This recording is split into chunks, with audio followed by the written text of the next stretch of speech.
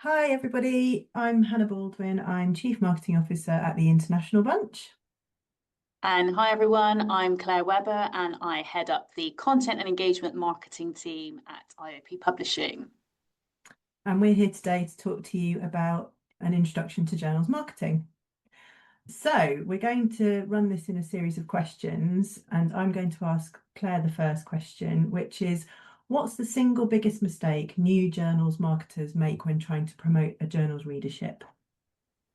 That's a great question. Thank you, Hannah. So I would say the single biggest mistake is trying to promote the journal to everyone instead of really clearly defining and targeting the specific audience for your journal. Poor audience targeting really is one of the biggest reasons why marketing campaigns underperform because the messaging just isn't resonating, it isn't hitting with the intended audience. So I would say don't assume that more reach, so bigger audiences, directly relate to increased readership. That's not always the case at all. Many journals are quite niche, they're serving quite specific subject areas. So you've really got to find the right audience for your title. I think one of the things that really annoys me is seeing social media posts that are very generic. They say new issue out now or a new article published. That's really a very push message that isn't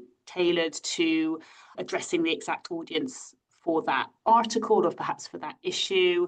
Also, email campaigns that are sent to really large unsegmented audiences and lists, you're going to find that they're not going to deliver on the calls to action. So they're not going to lead through to whatever the aims or the goals are for those particular campaigns. You've got to be really key on who you are targeting. So I would say there are three key questions when you're planning a campaign. So the first one to really consider is who is this journal for? Working at IOP Publishing, we're not just targeting physicists, that's very broad. We want to understand actually within that physics community, who are we targeting? Is it perhaps early career researchers? Is it more of a sub-discipline that we want to be targeting? The second question is what problem is the campaign solving for them? So why should they read that particular journal, or what will this particular article provide them with in terms of perhaps more insight in their field, for example?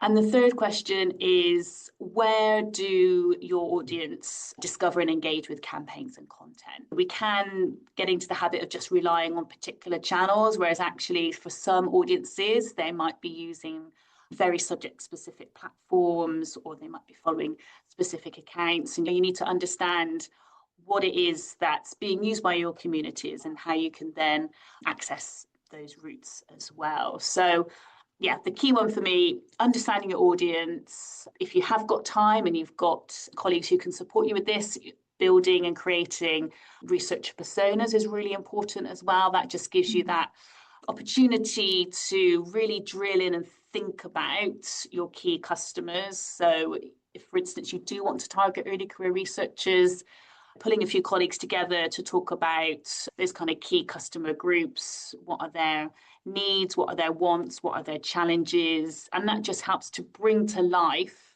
often that anonymous audience who you are trying to target with your campaigns. Yeah, if you can build some personas, that will give you that kind of deeper understanding of who it is you're writing your messaging for, who it is you're trying to target with your campaigns. Really great points there. Right, Hannah, I'll now ask you a question. So, how do you make a journal stand out in a crowded market? It's a very tough question and a really important question. And I think it's one that we certainly see asked a lot. And we're seeing a lot of organisations launching more and more journals, and that's very challenging. So if you look at journals as a whole, a lot of them talk about speed, quality, research integrity, high quality peer review, etc., etc. It feels to me often it's a bit like buying a car and then saying it's amazing, it's got a steering wheel and an engine. Yes, of course it has. So we've got to move beyond that simple narrative of the expectations that people have. Researchers expect to have quality peer review, they expect to have support, they expect to have speed, all of those things. I know some journals aren't particularly fast, but there's a level of expectation. And I think those obvious expected things, we've got to move past that. And I think as a good test, if you can swap out the title of your journal name and pop it on somebody else's, you've failed straight away. You're not standing out. So I would say spend as much time as you can building on the things you were just talking about, your personas, understanding your audience, and really dig into what makes your journal genuinely distinctive and unique. There might be a particularly editorial philosophy, it might be quite unique in its field, it might be quite innovative in its approach. You might have a very tight-knit board of editors who are very prominent in their field. Find that thing and build those things around it. It's really important as well, I would say, to give your journal a personality, and this is quite difficult in marketing when often you don't know till the last minute that a journal's being published. It suddenly might appear, or you have very little say. But I think if you can build that personality, that's really important. And your editorial board and your publishers can really help with that. They choose to volunteer their time, editorial boards at least, to this journal and to do their role. And so they should really be quite passionate about it, and they should have something to say, and they should be advocates for you. They're not always, but often if you can find that person that is, particularly for new journals, you'll find that they are. So ask them why they're involved, ask them what makes that journal important to them.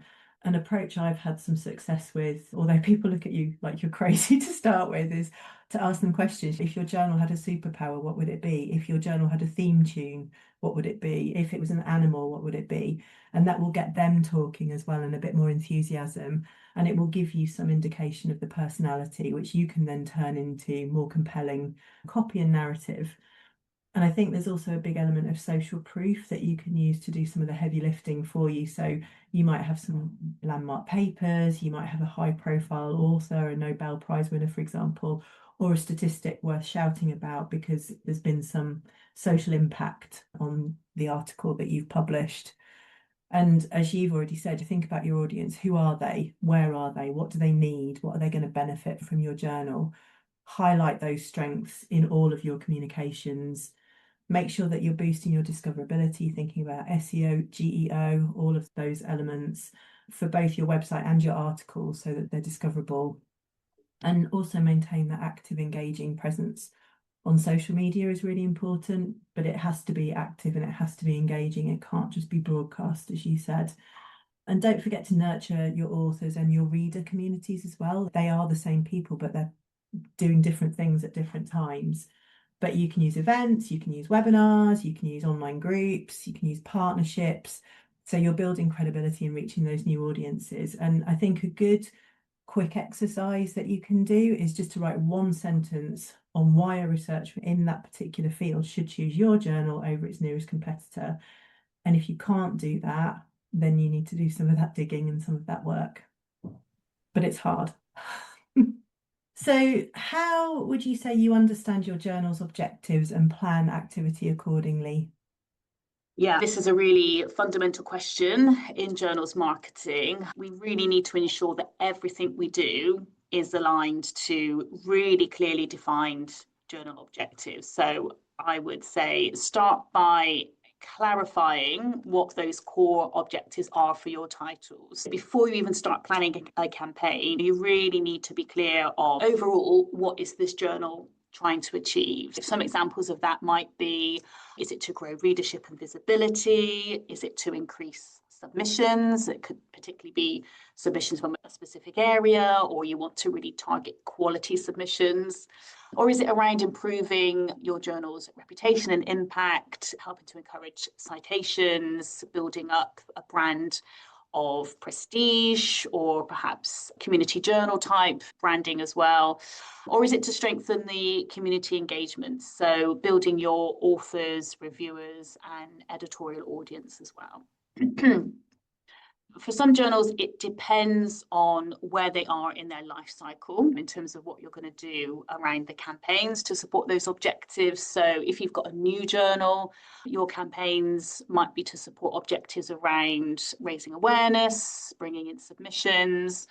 If you have a more established journal, it might be to focus on impact of the content, encouraging citations. If it's a very niche journal, your goal might be to prioritize community building for it. So once you've got those objectives in mind, then you think about what the specific and measurable goals are. And I'm emphasizing measurable so that you have some way to check in that what you're doing is contributing to success for that title. So one really easy example is increasing article downloads by 20% in early career researcher segments. So that might be one that you can aim for with your campaigns, or you might want to be growing newsletter subscribers. You might have an aim to grow it by 1,000 subscribers, for instance.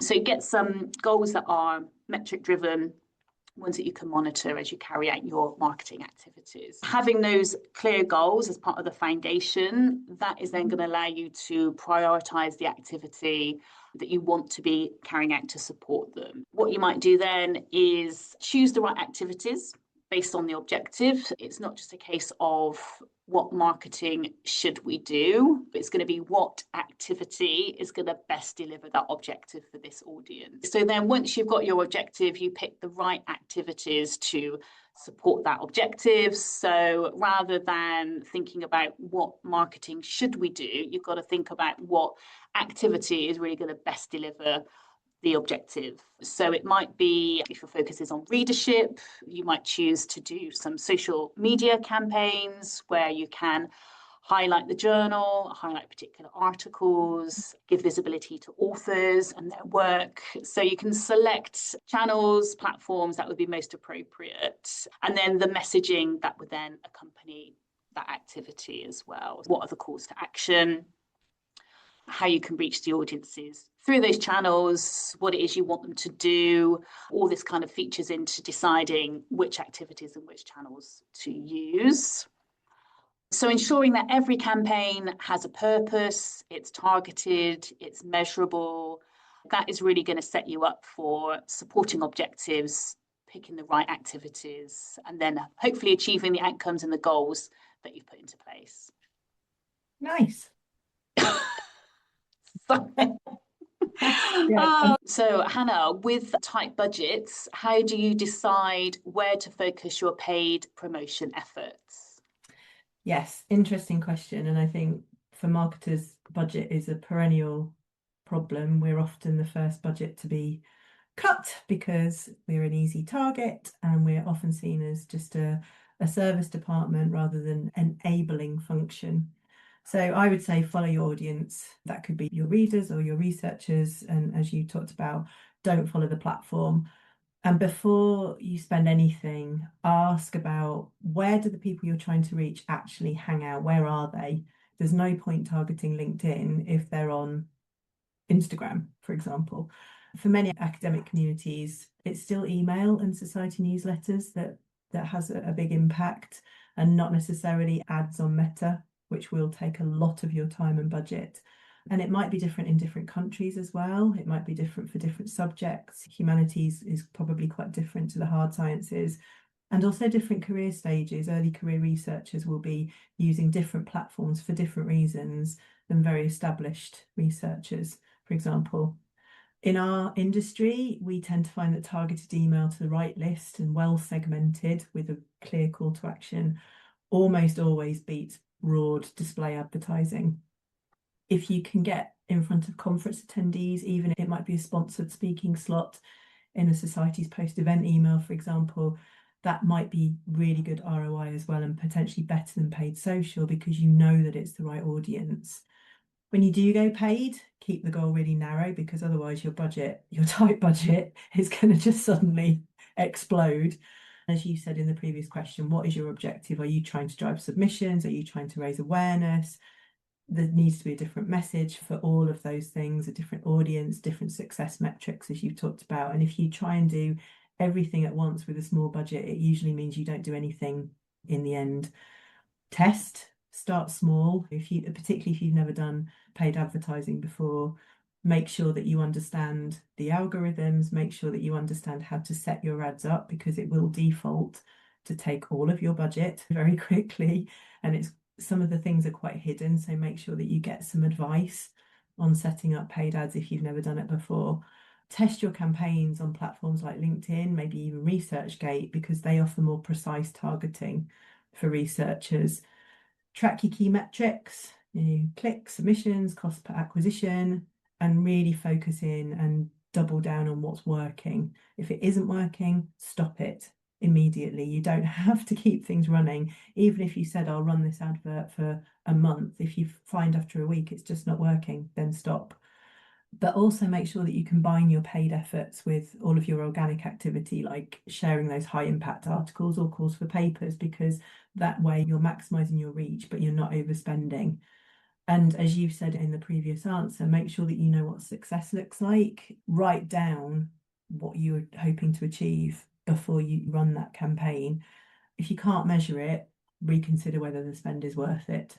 So yeah, I would say make sure you understand the platform, test, combine, don't do only paid, because that's never going to work, and make sure that you know what you're trying to achieve and what good looks like.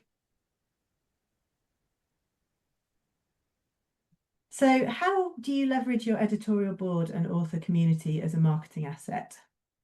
Yeah, this is a great question to follow on from your question around tight budgets, Hannah. So I think editorial boards and author communities, they're actually the most powerful and often underused opportunities that we have available to us in journals marketing. The editorial board and your authors, they are going to be trusted experts, and they're going to be embedded in the networks that you want within your journals, your journal communities. They're already invested in your journal. They've chosen to sit on the editorial board, or they've chosen to submit their research and publish with you.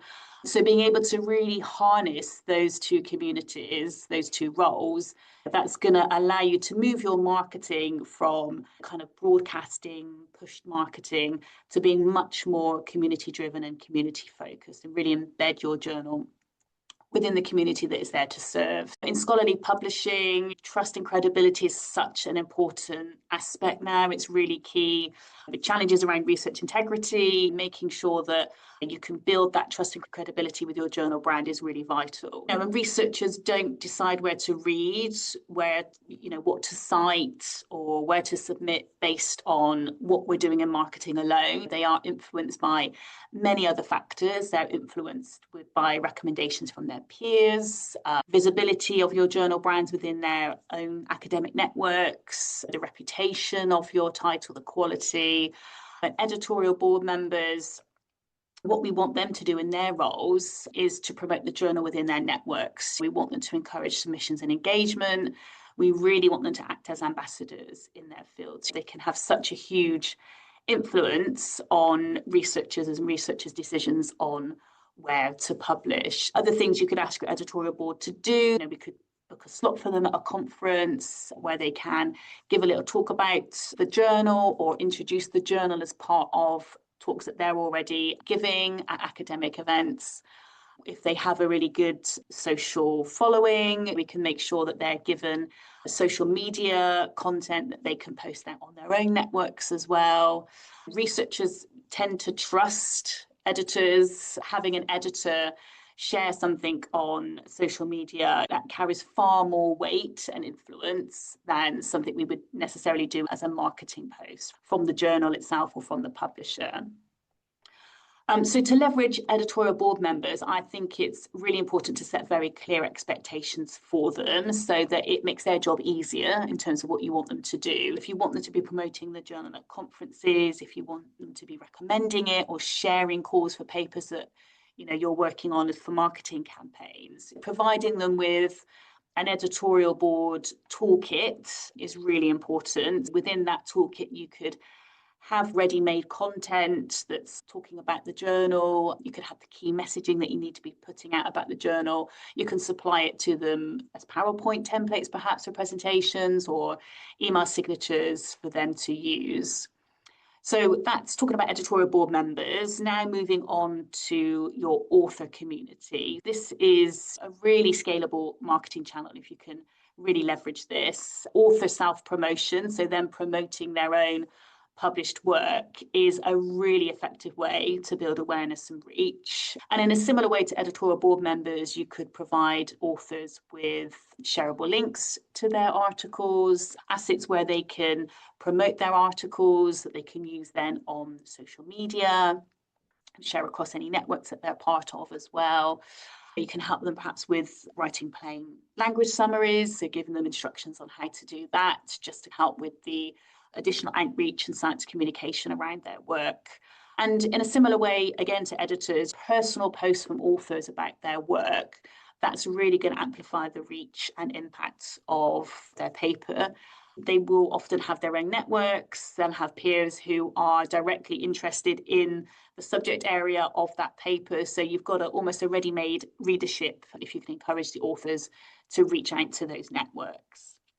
It's really important that we're not just using our editorial board and authors. They can really help us create and build that community around your title. It's about engaging with them regularly, not just when an article is being published, creating other opportunities for them to participate with the journals. Ideas around this could be webinars where you invite editorial board members to talk about a particular subject within the journal scope, perhaps the latest research that's been published, a kind of groundbreaking paper perhaps. So there's a bit of thought leadership that you're bringing them in for, as well as kind of direct promotion of the journal.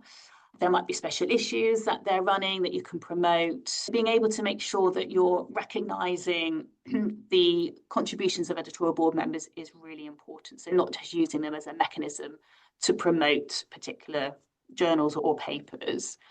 So I would say as well that they're not just part of the journal, editorial boards and authors. They are really key in helping to sustain growth in readership, helping to encourage submissions, and helping to build impact of published research as well. Final question for you, Hannah. So what would be one piece of advice for someone stepping into journals marketing for the first time? Don't do it. No, I think the piece of advice I would give is just be authentic, as you've talked about it, research, integrity, trust.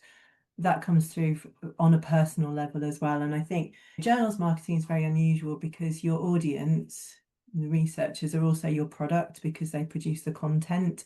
They're super smart. They know if something's not real. They know if it's inauthentic because it's what they do.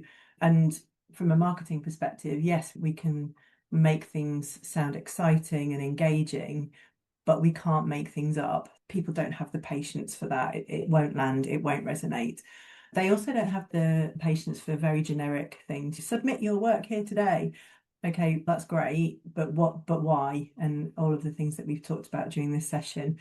And I think if you can show real curiosity about the subject matter, even if you're not an expert, and it's highly unlikely in marketing that you're going to be a subject matter expert in chemistry or physics or maths, history, or whatever the subject area is, but you can still be curious and you can still be empathetic about that. And I think you can do that by reading some of the research. I'm not suggesting that you necessarily read impenetrable to us research articles, but you can read the abstracts, you can read the discussions around it, use sources like Reddit, for example, really valuable. You can read the plain language summaries, you can watch videos of your authors, your community presenting their work, you can visit poster sessions, for example. You don't need to understand the subject matter in depth, but you do need to understand why it matters to the people doing it. And if you can do that in an authentic way, people will engage with you. And that's as important on a personal level. You're undoubtedly going to find yourself on an exhibition stand at some point talking to people who are experts in something that you may not even be able to say. And yet, but if you can be curious and you can be empathetic and interesting, don't try and be the expert, because then you're not being authentic. Be the expert in what you do in marketing, because that's a really important part of the journey. And I think also just take time to understand the landscape that we're working in. It's quite complex in a lot of ways. I think we are guilty of making it more complicated than it probably needs to be.